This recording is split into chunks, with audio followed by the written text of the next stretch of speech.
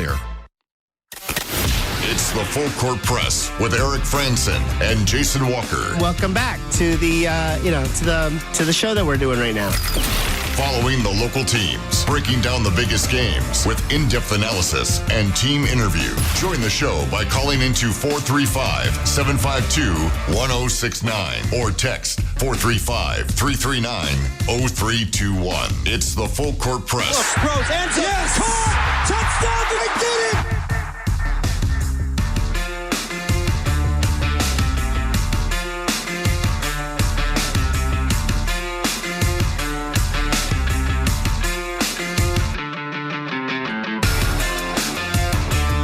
Good afternoon, everybody. Welcome on in to another edition of the Full Court Press. Eric Frandsen, Jason Walker. Hope you had a great weekend. Getting back at it today and trying to cover a lot of different bases. We know we had a lot of high school playoffs that took place and some championships over the weekend. So I'll give you some updates on who is coming home with hardware. And there are a few here in the area that have some championship hardware that they can put on the mantle, display in the trophy case. Others came close, so we'll update you on some of those. We'll also give you updates on what's going on, what's happened over the weekend with the NBA playoffs, and also taking a look at the Utah State men's basketball team. I know last week we got a chance to hear a lot from Coach Calhoun and some of his thoughts, kind of recapping the season and how his process went with putting his new roster together for this upcoming season. But let's take a little bit closer look at what his roster is now and what that starting lineup could look like, or what those rotation type pieces could look like, and players who could play a large role for Utah State, or players that are going to have to fight for opportunities based on what that roster looks like. So some of the things that we'll get into here. And then, of course, last Thursday we did pick six. We had 6 things we tried to put together to try to predict what would happen over the weekend. Well, today we'll get those results and see just how well we did or did not do in trying to predict those 6 things. So pick 6 results a little bit later on in the show today. Yeah, it should be a little fun. I haven't actually tallied the results yet. I have all of the stuff, but I actually have to go look and see which ones who was right and who was wrong. So over the course of the show, you'll be putting the tallies together. It's not the first time I've had to do the tally during the show. I procrastinate to heck and back on actually tallying that up usually. So I'll find out in the next little bit. Yeah, so stay tuned because we'll find out together maybe. Yeah, maybe I should just do that live on air. Also, if you want to chime in, or if there's a question that's been on your mind and you want to run it past us, the Full Court Press text line, sponsored by Young Power Sports of Logan, is open. 435-339-0321. And let's get into that, actually. A text came in before the show today from 2444. How many more transfers do you guys see the football team adding this offseason? And any thoughts about the new wide receiver commitment over the weekend? So I'll be honest, I was unplugged from sports over the weekend, and I have not yet checked up. I know there were a few commitments, but yeah, I neglected to look into it. Especially because I didn't put it on the topic sheet for today. Yeah, I'm not aware. Yeah, I know there's at least 1 or 2 commitments. And again, I'll have to look into them. I had my mind on Utah State basketball all day because I was writing an article. It should come out later this afternoon into this evening, where a lot of what we're going to talk about in this first segment will be in that article. At least my thoughts, along with some stat predictions. I'm going to predict all of the stats for all the different players. That's going to be fun stuff. Yeah. Can wait to see just how wrong I am in 9 months' time or so, but it's still fun. I've done it before. This isn't the first time I've tried to predict stats, and I've been right on some things and wrong on others. So, and then another quick follow-up from 2444. Yes, please, to the off-season USU basketball roster talk. Yeah, I love talking basketball. I know with football, it's really hard. I'd love to talk football as well. They're being a little more secretive with a purpose as we've gone over, but I'm just waiting on being able to really sink my teeth into that as well. Normally, this is about the time where I'm looking into who's going to be the breakout players, who are the newcomers to watch for. But because they didn't get that information we normally get in the spring, and because a lot of these guys are unknown quantities, a lot of them are JUCO guys, a lot of them are Power 5 transfer downs, it's hard to say anything about them other than, well, they played a few snaps for this team, and we hope they're good. and that's about all we can do at this point. 5773 with the assist here. Next Aggie wide receiver. Utah State has signed former University of Illinois wide receiver Carlos Gillespie. Gillespie is 6'3", 200 pounds, and will enter the 2025 season as a redshirt freshman. Will have 4 years of eligibility remaining. During his lone season with the Fighting Illini, Gillespie did not see any action while he spent the season redshirting. Yeah, so that's a lot like a lot of the other transfers they have. They've added a lot of defensive backs and defensive players on the D-line, at safety, at corner. I don't think they've added a linebacker of that description yet, but like a Power 5 transfer down. Although now I'm thinking about it, wasn't there a BYU linebacker they added? I'm not going to. My memory's a little fuzzy on that, but a lot of players of this description where they're trying to add multi-year transfers, guys who they're not going for one and dones. They're going for, it's kind of what Blake Anderson was beginning to lean into, or was kind of always leaning into. He wanted transfers who would have multiple years of eligibility.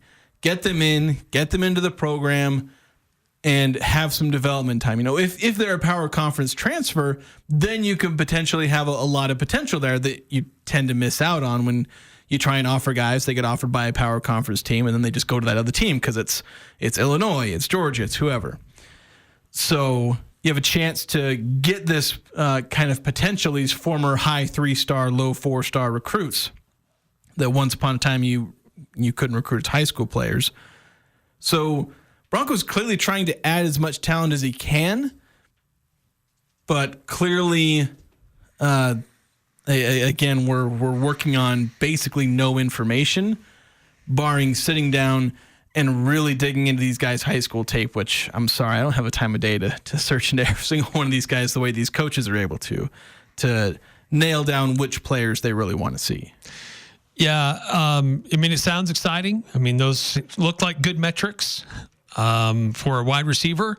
Yeah, physical measurables look fine. Yeah, I've seen guys who have the best physical measurables and don't do jack squat. Yeah, and we've unfortunately seen, just because they committed to a P5 school originally and then came to Utah State, does not mean they were a star. Just didn't get an opportunity. Xavier Williams, I think, was his name. Yeah, that's usually the biggest one that comes to my mind. But yeah, but still, even though there's that one case that it didn't really work out, and there's a lot of hype associated with him that just never materialized, there is a mountain of evidence that goes the other way, where guys that just didn't have opportunities at these other places came here, had opportunities to see the field and compete, and did become stars at Utah State. And some of them parlayed that into opportunities to play professionally, where they weren't going to get those minutes or those snaps at their other destinations. So we'll see if that will be the case or not for Gillespie, but we'll see. It's certainly adding depth to the wide receiver room and adding more competition, which is great. Yeah. 2409 on the Young Power Sports text line saying, do you think secrecy about the football team will hurt interest and will fewer fans be interested? And I think that's certainly a possibility. And it's one of the downsides they would have had to consider, because a goal of these sports teams is to engage fans as much as possible. That's why they've got all the social media stuff. That's why they have those public scrimmages, is for fan engagement, community involvement, all those kind of things. And they basically just shut the doors and said, we'll see you in fall. And a lot of fans who feel personally connected to, and well, frankly, are personally connected to the team through being season ticket holders and members of the community and supporters of the team, donors to the NIL collective, that's going to make them less interested. You're not going to draw as much interest or hype if you shut the doors, because that was the downside. It's not like their decision to shutter the doors so they could, avoid having people get poached. It's not like that was the easiest decision in the world and was the only option and had no downside, because it has a serious downside of there being essentially no hype for this team. Well, okay, so yes, true to a point. I'm going to push back on this a little bit. Historically, when you go to a spring scrimmage at Utah State, how many people are there? A couple hundred? Yeah, it's a few hundred. Couple hundred. That's not very much. That's true, but like That's not very many. So it's frustrating that those diehard fans weren't able to get there to watch this team in the spring. But how many people did it honestly affect? Very minuscule. Versus the chance that some of your top players or top performing or improving players could be seen and poached. The biggest thing is not that I'm trying to stand on some soapbox and feel so self-important, but part of the biggest challenge was that the members of the media were not able to see much in practice. Well, we weren't able to see anything in practice. We were able to go and do interviews. Like I could go and do interviews with coaches, but the void of not having that access or not having that ability to see what's going on and how things are developing is going to mean months of lack of coverage, or at least lack of understanding of how things are really developing on the team. So that is a big downside. But as far as the fan interest, yeah, look, it doesn't look, if this fan base would show up in the thousands for spring practices, I could understand the greater outcry.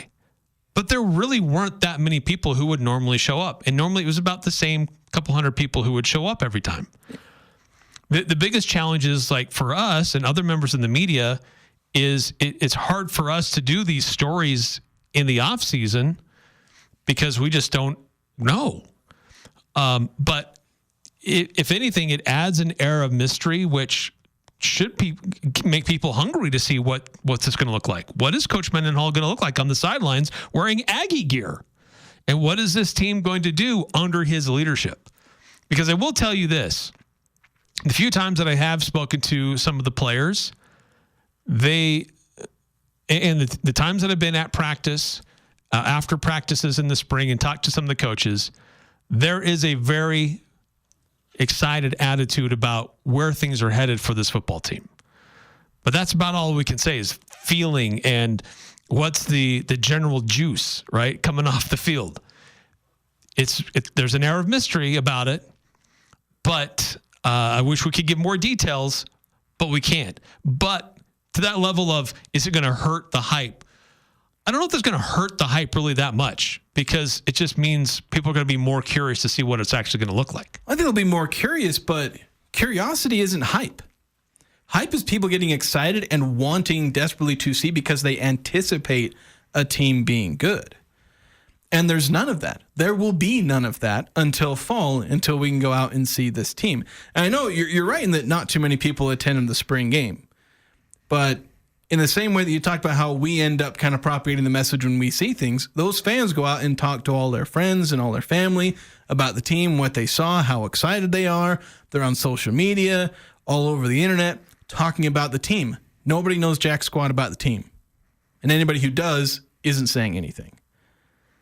And that's the problem we encounter, is that spring game, sure, you didn't have the thousands who got the in-person experience, but you still had the thousands getting that information from somewhere. There was hype that would be built through social media, through the regular media. None of that will happen. So, and now, again, I think it was the right decision. I'm listing all of these negatives, noting that I think in the end, it's better to have people be skeptical of a good team than hyped about a team that loses all of its good players. Like, that's a trade-off that I think people can handle. Like, if they don't show up to the first game because they're skeptical about the team, they just watch it on TV and see, okay, is this team any good? Okay, one game of subpar ticket sales so that you can still have a good team, that's a worthwhile trade-off. Maybe, I don't know, ask the administration if they want to have subpar ticket sales. But again, that's the price that Coach Mendenhall decided to pay for this team. They're willing to give up the hype of the fans in order to have a team and star players that these fans will eventually be able to cheer for. At least that's the theory, if everything pans out all right. Yeah, I mean, there's without fail, the first home game is well attended. Yeah. And this has been historically true for forever. Even when the Aggies were terrible, the first home game was always well attended because, hey, it's football season. Let's see what we've got. And then for the longest time, it was, oh, we suck again. But at least for the first home game, there was good crowds. But then as the season goes on, if it's a bad team, those crowds diminish greatly. But I think that, look, if there's still going to be a lot of people who show up early just out of curiosity because we don't know, and it's just tradition. You show up to see what the team's going to look like. But the hope is that while keeping things secret may be frustrating, they're trying to build a good team here, and a good team is going to help bring more people to later games. And so if that's the trade-off, I'm okay with that. Yeah, it's a gamble, but it's about the only one they can afford to take with the way the spring portal works. Because I don't see point to, like, you can see the benefit of positive hype because you look at Jared Calhoun and with men's basketball. Now, he can afford to be a big open book now that the portal is closed. But, like, you look at the way he is really trying to engage the media and trying their best to get everyone to know as much as they can about the team. They've been excellent in the outreach, reaching out to us as much as we reach out to them. Yeah. And so everyone's super hyped about next season with basketball. And while there's some maybe cautious optimism about Bronco Mendenhall, that, that's the best that you can say is people are like, well, he did good elsewhere, so he has to do good here, right? And with basketball, it's like, oh, yeah, we're going to win the Mountain West next year. Mason Falslev going to be player of the year, all that. And largely justified in that optimism, where there's not a whole lot justifying optimism around the football program. It's just to wait and pray and hope that Bronco works whatever magic he's had in the past. I can't imagine this is easy on those who have certain goals they try to meet with selling tickets and season tickets and whatnot, because some people may be in the wait and see moment. And so it could be a little bit frustrating for them, but how many roster spots still need to be filled is still a bit of a mystery, especially with what's going on with these house settlements and how many you can or can you grandfather in extra. So there's still a little bit of a mystery there, but it appears that this team has been getting better in the spring transfer window, and I'm excited to see what happens in the summer when they finally come together. There's still a question about what that access will look like in the summer and fall camp, because he was unsure about that earlier. But I don't know. We'll see. Yeah. But do you take the air of mystery over the risk of losing players? Yeah, I think you have to. I think as much as I've listed off all the negatives, and they are real negatives that can have a negative impact on your fan base, ultimately having a terrible team is way worse than having fans not hyped about what may ultimately be a good team, because they'll catch on eventually. Yeah. Running through a couple other texts on the Young Power Sports of Logan text line, 9315. I felt better because more players stayed. I'm a diehard fan. I'd rather have continuity with the team than a spring ball game. And then 5773, Coach Mendenhall's first offseason as the Aggies head coach. If it was a movie, Area 51. Yeah, kind of. And then the fans that are mad about closed practices now will be the same fans there on game day. They are hardcore fans. That's why they're upset now.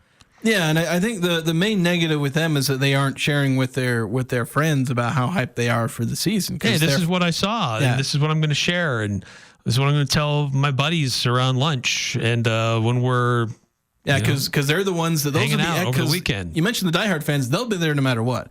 It's the friends and family they drag along, the extra tickets, the extra couple of thousand fans who, are willing to go along. It's like, oh, my buddy likes Team On and I, we can go, spend a Saturday. But if those fans are like, I don't know, and the diehard is like, well, I don't know either, then that's not a very convincing argument to sell tickets. No. All right, we got to take a timeout here. We'll get to our original topic that we wanted to get to. We want to talk Aggie basketball. We'll get into Aggie hoops. We'll talk about the roster and potential starting lineups, rotations, our thoughts about how this roster could look like and how it could be built. There's there's a lot of excitement, but a lot of uncertainty and questions about who gets what roles. Fun uncertainty, But though. it's good in a good way, yes. So we'll discuss and debate next here on the Full Court Press. Express Tire, tires for less. In and out with zero stress. Express Tire, tires for less. In and out with zero stress. Nationwide warranty on all new tires. Ladies, do you have your men's ring yet? We know that he got you the perfect ring, so let's get him one that will show how much you care, such as a one-of-a-kind Damascus steel, his choice of camel, or an exquisite redwood inlay. And if you really want something out of this world, come check out our meteorite rings. For the largest selection of unique men's rings, make it special, make it Jarek's at 930 North Main in Logan. Jarek's Fine Jewelry. Make it special, make it Jarek's. Rely now on a York Affinity Premium Comfort System to keep your home cool and comfortable. The new Affinity systems are smarter and more connected and more efficient than ever before. And you can cut your energy costs by as much as 50%. Call Advanced Heating and Air Conditioning, your local York dealer, to schedule a free system evaluation. Advanced Heating and Air Conditioning showroom is west of DI and online at advancedheating-ac.com. We're not comfortable until you are. Advanced Heating and Air.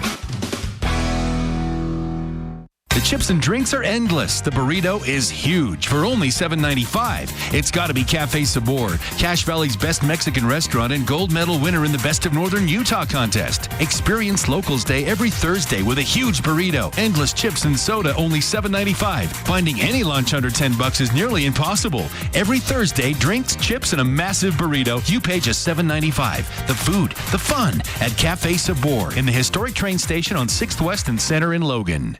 Hi, this is Robbie with LSS Insurance. If you're about to turn 65, the Medicare phone calls, mailers, and emails can be unreal. Out-of-market telemarketers simply do not understand Utah, Idaho, or your individual situation. We have real answers and real solutions with local help. At LSS Insurance, we are your health insurance specialists. Call us 752-9493. Having local help makes all the difference, and there's no cost to you. Call 752-9493 or visit LSSINS.com. Ah, the t-shirt. It's the unofficial clothing of summer. We all have a favorite t-shirt. The Logo Shop has custom screen printed over 1 million t-shirts for teams, clubs, businesses, family reunions, fundraisers, marathons, bike races. One-of-a-kind designs with creative graphics, even funny phrases. Whether you need a couple dozen or a couple thousand, the team at the Logo Shop will help with your one-of-a-kind design. From concept to creation. Order your custom t-shirts from the Logo Shop. The Logo Shop. The Full Court Press on Sports Talk Radio, 106.9 FM, 1390 AM. The Fan.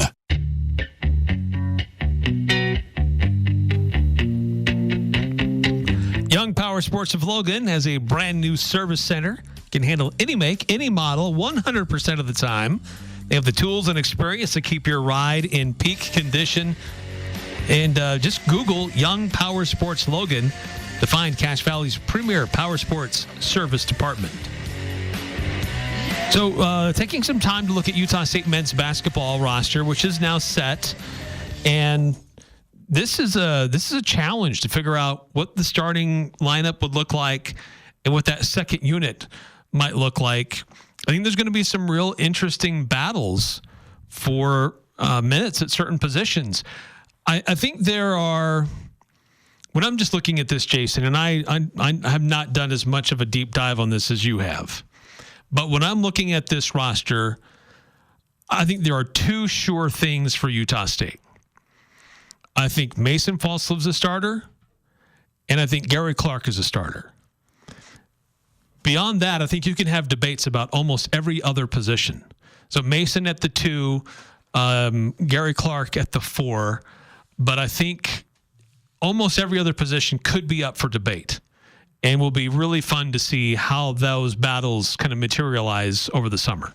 So we didn't talk about this before the show, and I don't think you've read my article yet to edit it, but I pretty much came to just about the same conclusion, and that Mason and Clark will be starters. I think a couple of other, I think MJ Collins is going to be pretty close to, I think, a sure starter. I'm not as confident because maybe Tucker Anderson shows he can play small forward. I think there's some hesitation to play Tucker at small forward, but he may have to because there's more guys that are going to fit at power forward and that they can stretch the floor a little bit. So he's going to have to fight for some of those minutes of small forward. You also got Luke Kearney. He could be a bit of a surprise. Braden Bowe and Kingston Tosi. Those are guys that maybe could be a surprise. But the thing is, I don't know if any of them are going to start over MJ Collins. So I think Collins is a pretty surefire bet at 3, but not nearly as surefire as Mason Falslev or Gary Clark. I think, and then at point guard and center, it's like, who do you like best? Do you like Carson Templin, who is he's the more known quantity there, where he's got some rotation minutes. He started, obviously, against UCLA. I think he could take a jump forward. He'll be a little healthier. I think that was one of the interesting things that Jared Calhoun brought up during our meeting with him, is that Carson Temple was banged up for a lot of the back half of the year and didn't really fully recover from some of those injuries he had earlier in the year. And you can kind of see that progression because in the first, I think, 16 games, he was averaging like 10 points and 6 rebounds a game in like 20 minutes. Oh, yeah. We were like active discussion about this is the 6th man of the year in the Mountain West. Yeah, and then during the last however many games, whatever adds up to 34, he averaged like 6 and 5 or something like that. His production he went from shooting like 60-something% from the field to like 42. He was shooting like 40% from 3, that's way above his pay grade anyway. Like I think his best full season percentage of his career will probably be somewhere in the low 30s, but still he was actually shooting kind of decent from 3, and then he tanked to like the teens in terms of shooting percentages. So he went downhill in a lot of ways, and having an injury late in the season I think could explain some of that. So get a chance to get healthier, and another offseason where you saw what one offseason did for him from true freshman to sophomore season. Get another one of those in him, and I think he could very easily be a solid starting center for the Aggies. But you also have Zach Keller. He's the tallest on the team. You want to see if you can get some length out there. And if he pans out as well as you would hope he does, this is going to be a guy who's a stretch 5, be able to rebound. He's not going to be much of a rim protector, but a decent post defender. He's a guy that's not going to be bullied by anyone in the paint. And so you can have a guy that can at least be a paint presence on defense. He's not going to be a revolving door in there. And he can provide some frankly unfair lineups for the Aggies. 5-out lineups with guys like Mason Falslev out there, and MJ Collins will be pretty solid if Gary Clark is out there, because he can stretch the floor, but he can also score in the paint. So like if Zach Keller is standing in the corner waiting to shoot 40% on corner threes, and leaving Gary Clark with space in the post to go to work, space in the post, and if you help off of anybody, Mason's shooting better, Drake ended up shooting better this season. Like it could be a pretty nasty combination. And of course, if you spread out the paint, Mason's got room to drive to the hoop with nobody there. So I think that could be a very nasty lineup where the Aggies can put together multiple different 5-out looks with their bigs, either bringing Tucker Anderson in at the 4 or having Gary Clark and Zach Keller. And heck, if Carson Templin improves his 3-point percentage, that only adds to that, and that could end up helping his case to be the starting center.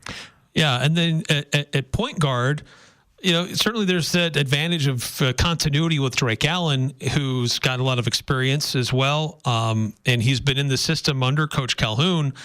And I like some of the things that he does and how he improved as the season went on. But Colby King brings another element to the team with certainly his defensive abilities, but also somebody who can create. And he's got a lot of experience too. So this is going to be a very interesting battle at point guard. Yeah, it's interesting because Drake Allen, I think he's got the advantage in point guard skills, where I think he runs the pick and roll. His passing is a little bit better. But Colby King, and even now, I put Drake Allen as my pick for the starting point guard. But even as I sit here, I'm beginning to wonder if Colby King is going to end up being the better choice there, because I think his point guard skills are a little underrated. This is something I pointed out in my breakdown of him, where it's like he has low assist totals, but you watch the film and you're like, there's some nice little passes there. His ability to pass in the pick and roll, his ability to pick out some open players. He's just not been as pass happy, but I think you put him in a system like Jared Calhoun's, he could end up thriving. He's not going to be a guy to average, I don't even know if he'd average 4 or 4.5, even 5 or 6 assists, even at volume minutes, but he's the guy that can average a decent number of assists and run your offense. But he can also shoot. Like, Drake Allen has had some issues with shooting in his career. You know, I don't know if he's going to shoot all much more than 30% from 3 this year. Colby King should walk in and shoot like 37, 38% from 3 on pretty high volume. And he could also, I think, you know, he struggled a bit with finishing at the rim in the Big East, but when he was at Tulane, he was a pretty decent rim finisher. And so I think you'll see him improve his efficiency. He's going to be a good shooter. He'll be a solid defender. I think he made some big strides in terms of being a defender at Butler last year, and I think he's going to be able to thrive in the zone. I don't think he's going to be as good a defender as Dayton Albury was at times, where Albury used his speed to sometimes really shut people down. Mm-hmm. But Colby King is a pretty quick guard himself. So I think there's a lot of reason to like both point guards. And I think ultimately you're going to see a pretty similar dynamic to what we saw last year. Drake Allen and Colby King will probably be splitting those point guard minutes just about down the middle. And on a game-by-game basis, it's kind of going to be who's got the hot hand. But there are a lot of reasons that Colby King could start, and there are several reasons why Drake Allen could start. Again, Drake, I think he's a bigger body, good passer, but Colby King, he's oddly enough shorter, but a better rebounder. He's been a better rebounder his whole career at even the higher levels of high major basketball. So it's going to be interesting to see what comes out of that. And you could see Colby King start mainly for the his 3-point shooting, because the starting lineup as I have it now is a little iffy on shooters, and so it's possible they could just start Colby King for the shooting, just so they have that lineup, and they bring Drake Allen in with some of the bench players who are better 3-point shooters than some of the guys I have in my projected starting lineup. Would there be a scenario where you'd see Mason maybe playing more of the point, initiating the offense, if Utah State decides to go with a bigger lineup to keep him on the floor? Doesn't necessarily need to always initiate offense, but if they decide to go big, but they still want to keep Mason on the floor, he would be, because he's only 6'3". Here's the thing: if the Aggies want to go big, Drake Allen is 6'4". And I know a lot of people want to say, "Oh, Mason Falstaff, he'll be like one of the backup point guards," because you have Drake and Colby, but like they'll have lineups with Mason as a point guard on the floor. And I just don't see that. For one, that would mean you're cutting some of the minutes. Like, you're already shorting both Drake and Colby of kind of deserved minutes. These are guys that could average 25, 26 minutes a game, either of them. And they're probably going to be split in 20-20. So Mason will do some initiating on offense. He will be doing point guard things, but he will not play point guard. And that's the kind of thing. And it's also like Mason can do some point guard things, but why would you take a ball handler off the court so that you can have fewer of them? It's true. Even if Mason can kind of play point guard. Why would you just not have multiple ball handlers, multiple guys who can run the offense and do point guard things, multiple guys who can be point of attack, pick and roll ball handler kind of stuff? Why would you have fewer of them on the court just because Mason can theoretically play point guard? It's never really made sense to me. Text coming in from 2444. Speaking of Aggie basketball, I think the biggest X factor for the team this upcoming season is Tucker Anderson. I really believe that whether or not he takes that next step could determine if the Aggies can move beyond the successes of last season, potentially winning the conference title and an NCAA tournament game. He has all the tools to be both a matchup nightmare for opposing defenses and a disruptive presence defensively himself. I think he can do it. If he's able to fit into that small forward role and, for one, increase his 3-point shooting, his drop in 3-point percentage is one of the most baffling things I've seen in my life. I don't know how it happened. Now, weirdly enough, and Coach Calhoun has kind of joked about this, Tucker Anderson shot 40% from 3 on the road. And he shot 29% on the season. Like when he was in the Spectrum, apparently there was whatever the reverse of a magnet is on the rim, just keeping the ball from going in. Whatever it was, that shot wouldn't fall. And I'm hoping that changes, whether it's confidence, whether it's scheme, whether it's just maybe there was something that was wrong with his shooting motion this year. Something's got to change there. Ultimately, though, I think my current prediction is I think Tucker Anderson is probably going to play a similar role as he did this last season, where he plays 14 to 15 minutes a game, comes off the bench, could be an X factor in games.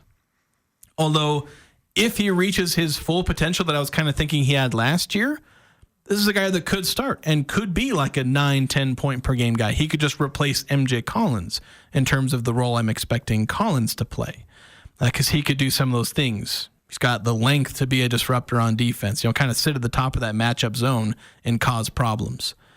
And obviously, he can be an absolute 3-point ace. He could be the best 3-point shooter on this team. Yeah, just hoping that I see it. Based on his size, his length, his position, there's quite a bit of competition for that spot. Yeah, there is. And like if you have him there, then like currently the starting lineup I have projected, like we talked about how much more length this team has. The lineup I'm projecting is about as short as last year's. In fact, it's shorter because you're starting a 6'4", 6'3", 6'4", 6'8", and 6'8" guy. As opposed to last year was 6'4", 6'3", 6'3", 6'8", 6'11". It was slightly taller last year. But you get Tucker Anderson in there, suddenly you got 3 guys that are 6'8" or taller. It's a lot more length to be running around. And that could make things, or you could end up having a 6'10" guy if Zach Keller. So 6'10", 6'8", 6'9", all in the lineup at once. It's more rebounding, more length, more deflections, all those kind of things that the matchup zone can create. Yeah, because with his position, it could be Luke Kearney coming over from Air Force. It's going to be battling for those for that role, that position. There's some talented freshmen coming in that will have some opportunity to battle for that position. So there's, and even in certain situations, Carson Templin could be kind of in that role based on what those lineups look like and how he plays. Yeah. So there's, I think he can be an X factor, certainly, if he unlocks that ability to be a great shooter at home and consistently, which I believe he can. We know it's there. He'll get there. And when that happens, this could be a really dynamic lineup for Utah State and even a second unit, whoever that may be. There's a lot of versatility with this lineup and depth. Now, the real question then is, what about these freshmen? We've kind of hinted at a few here and there, but any of these freshmen you see playing meaningful roles, or are they mostly going to be relegated to riding the bench and helping guys in practice? So the one that I'm pretty sure will play is mostly due to circumstance, and that's David Owizi. They have 3 bigs on this roster if he redshirts. I don't see that happening. David Owizi's going to play. I'd be very surprised if he redshirted. Unless they just play all of Gary, Carson, and Zach as centers, and you have a 3 center. Sometimes they play power forward. And then you lean into guys like Tucker Anderson and potentially Luke Kearney and maybe some of these other freshmen playing power forward. In that sense, I could see David Owizi redshirting. They may be forced to that, but I think they'd prefer to have him as that 4th big. I think ultimately you're going to see more of these freshmen redshirt than you'd probably like to see, because you want to see these guys show off their potential as early as possible. But given how many veterans were added in the transfer portal, it's hard for me to see more than 2 of the freshmen getting in and playing somewhat consistent minutes. Like right now, I think my predictions that I'll have, and they'll be posted later, I have 3 of the freshmen redshirting: Braden Bowe, Adlan Ellman, and Elijah Perryman. And mind you, I like all 3 of those guys as far as long-term prospects, but I just don't see room for them. I have Kingston Tosi being he plays like every other game guy, where he plays a few minutes, a few stints, isn't in the core rotation, and if it's maybe a game against an Air Force or some of the easier opponents, you play him a little bit more, try to get him some development time, try and see what he can do. Kind of like what you saw from Isaac Davis last year at times. or even a slightly smaller role than what Jordy Barnes got, where he was kind of on the edge of the rotation, but earned his way into more minutes. So, and to be honest, I had a hard time finding space for Jordy Barnes in the lineup. And that's where it's like even more like if, Mason Falso playing point guard. They have 3 rotation point guards on the team. It's why I have a hard time seeing Mason playing any point guard minutes. So as much as I like the potential of the freshman, I have a hard time seeing one of them playing, or at least predicting one of them playing a big role. There's part of me that feels like one of them definitely will, because like even the best Aggie teams of the last, 5-6 years, they pretty much all have a freshman, true freshman or redshirt freshman playing a significant role. It's just going to end up being a surprise because I can guess this person, maybe this person, but we'll have to see. I'm with you. I think Aweezy has the greatest chance of seeing meaningful minutes. The next one I think is Kingston Tosi. But like I said earlier, I mean, that position that he plays, I guess that's why I think that there could be some opportunity for him, because there's a lot of different guys competing for that same opportunity, and there's some element of uncertainty among a lot of them. Either it's Tosi's youth and inexperience, it's Tucker's inconsistency, Luke Kearney, will he make that next step? I mean, did some things at Air Force, but they were a bad team. So, who steps in to take that opportunity? Because it's kind of up for grabs. I think it leans a lot more to Tucker at this point than anybody, but I think there is opportunity there, especially for that second unit. Yeah, and Tosi is really an interesting one. I know we're up against a break here, but of all the freshmen, he has the most college-ready frame and I think a skill set that he can plug in immediately. He's really good at getting to the rim, drawing fouls. He's big for a freshman. He's north of 200 pounds already as a freshman, and he's 6'7". He's got the body, and he's got at least a baseline skill set. And if he's a better three-point shooter than I think he is, then he might be impossible to sit on the bench because he'll be able to step in and have a really big role. And he's also a pretty solid rebounder, which they could use at that small forward, combo forward spot in the rotation. All right, quick time out here in the Full Court Press. When we come back, it was a championship weekend, and I'll tell you some local teams and individuals coming home with championship hardware from our local high school sports, and other teams in the playoffs, how they're continuing and narrowing it down, narrowing the field. Give you an update on the UHSAA playoffs next here on the Full Court Press.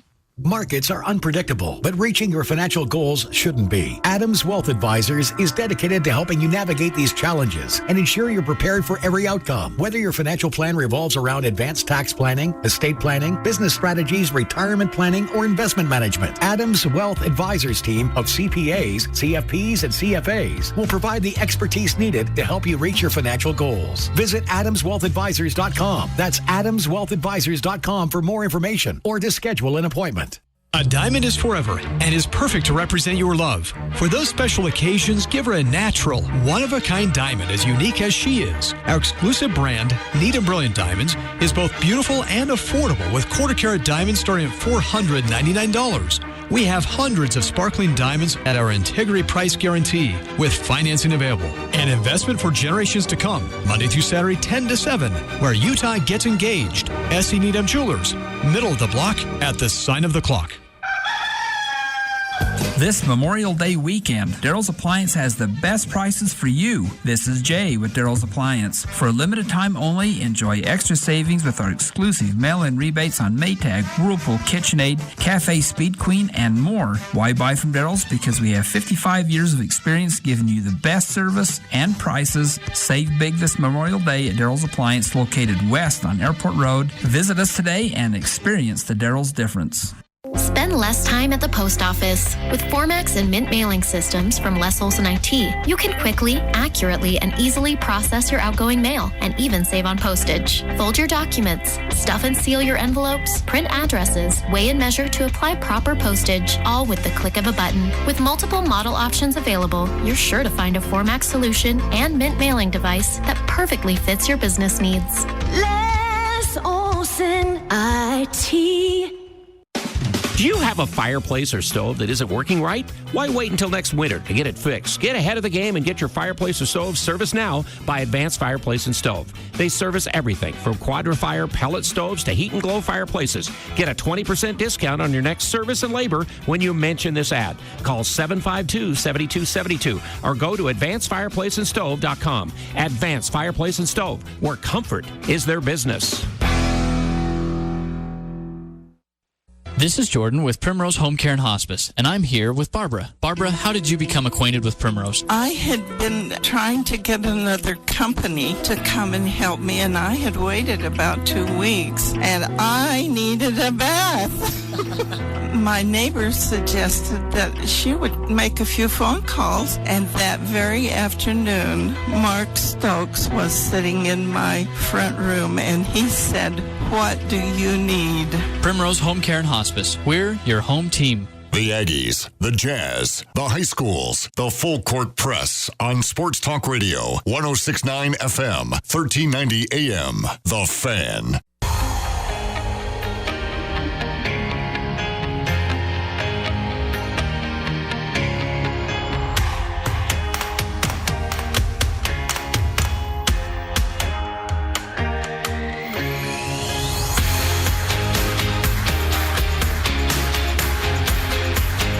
Frandsen, Jason Walker here on the Full Court Press. Some good interaction on the Young Power Sports of Logan text line so far today.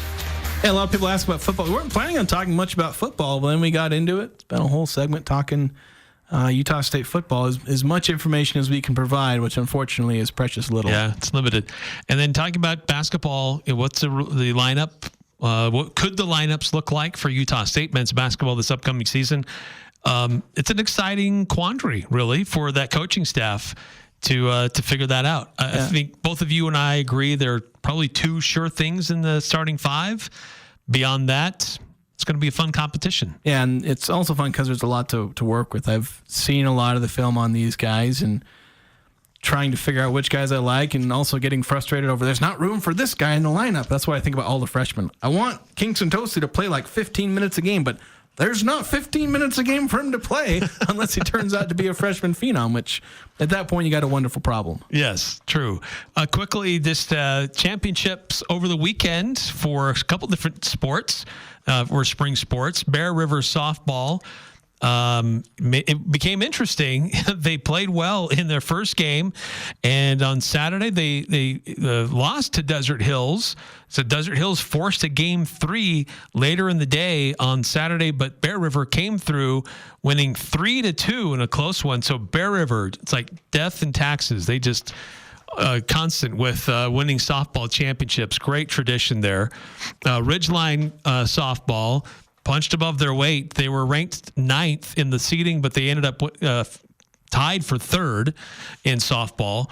Somewhat similar story for baseball, though Ridgeline was seeded 3rd, and they finished tied for 3rd in baseball. Ultimately, Crimson Cliffs coming away as state champions. And then also over the weekend, there was tennis. It was Dylan Johnson was the runner-up in first singles from Ridgeline, the only player from Region 11 that came away with some hardware. And in track and field, a number of individuals came away as state winners. Green Canyon boys tied for 8th. Skyview girls finished 6th. Green Canyon girls finished 8th as a team.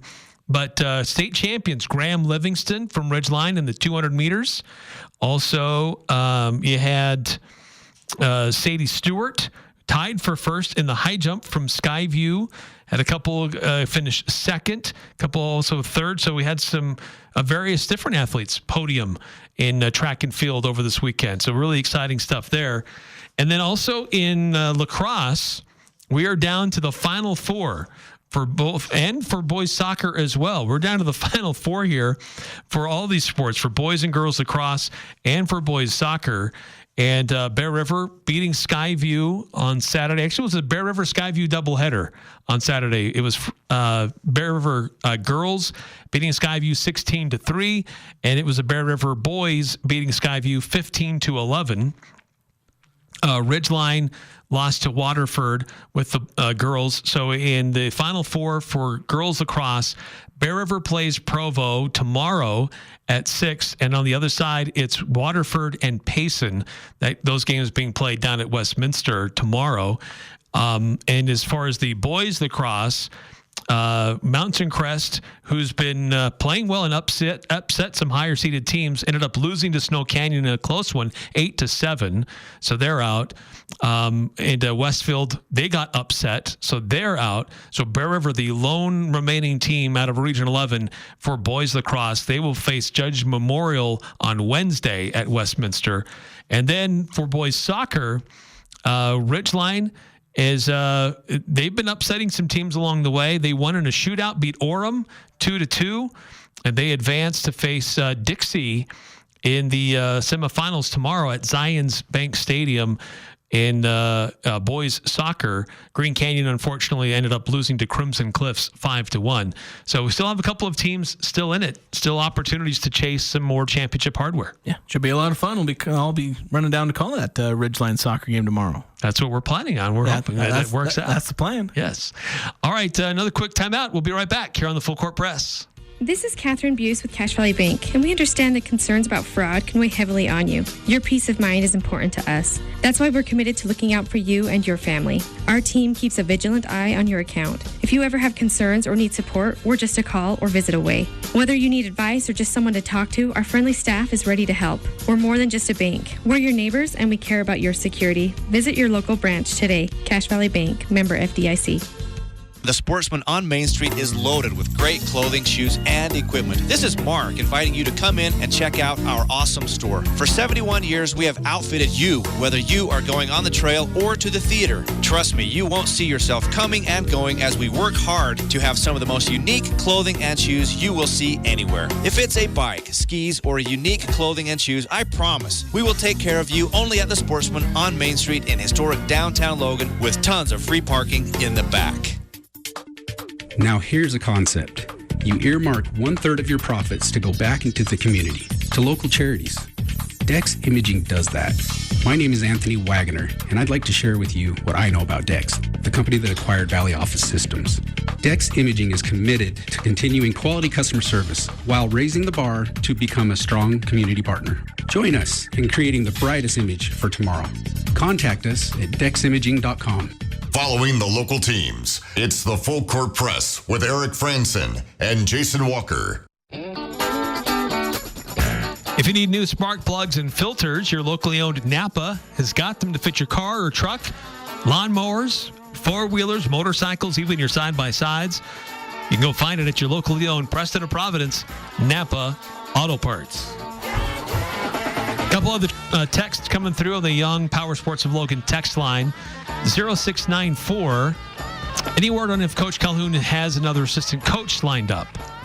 We asked when we were meeting with him last Monday. This wasn't during the interview, but we were asking, and they said they were doing interviews. So I would imagine it should be announced soon. Yeah. But so the answer is no, but it's not that far away. Yeah, it'll happen pretty darn soon. And then 6543, it seems as though there was a huge burden on the school district with all the travel for spring sports. Can't the UHSAA redo the playoffs to do region, then state playoffs to save time and money? It's better now than it was a few years ago. And it's better now than it is going to be.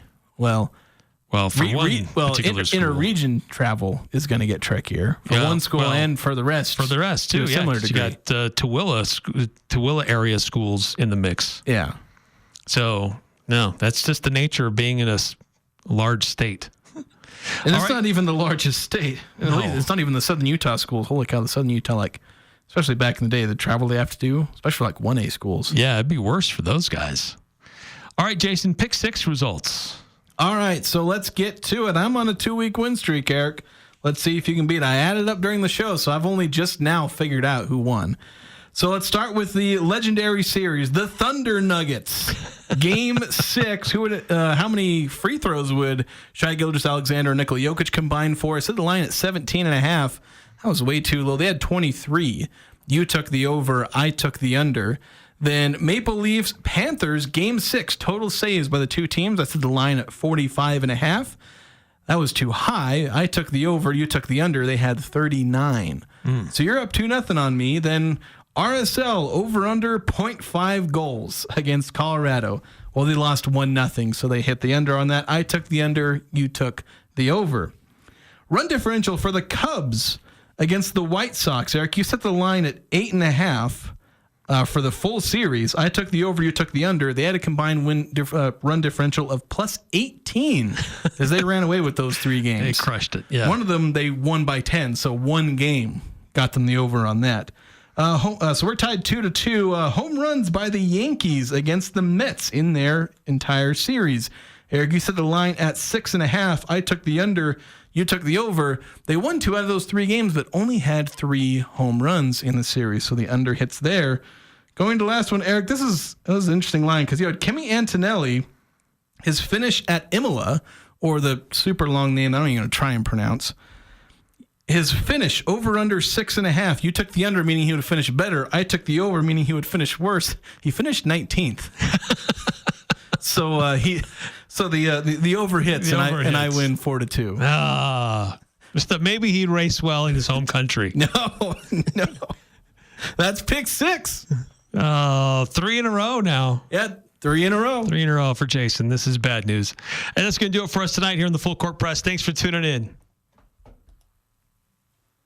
I'm Dan Patrick, and this is Above the Noise. Scotty Scheffler isn't just the best golfer in the world. He's becoming one of the most dominant forces we've seen in the modern era. Over the last 3 seasons, he's stacked up a resume that would make most careers blush. 2 green jackets, a PGA championship, and a steady stream of top 10 finishes. This isn't a hot streak. It's a new standard. Scheffler doesn't need the drama, doesn't need walk-off eagles or wild comebacks. He just shows up, stripes fairways, drains putts, walks off with a trophy, and now, with half the career Grand Slam officially locked in, the conversation has shifted from if he'll join golf's most elite to when. At just 28, he's already halfway there, and with a game that's this balanced and a mindset this focused, there's little reason to think that he's slowing down anytime soon. Golf may be a game of highs and lows, but right now, Scotty Scheffler is the one constant.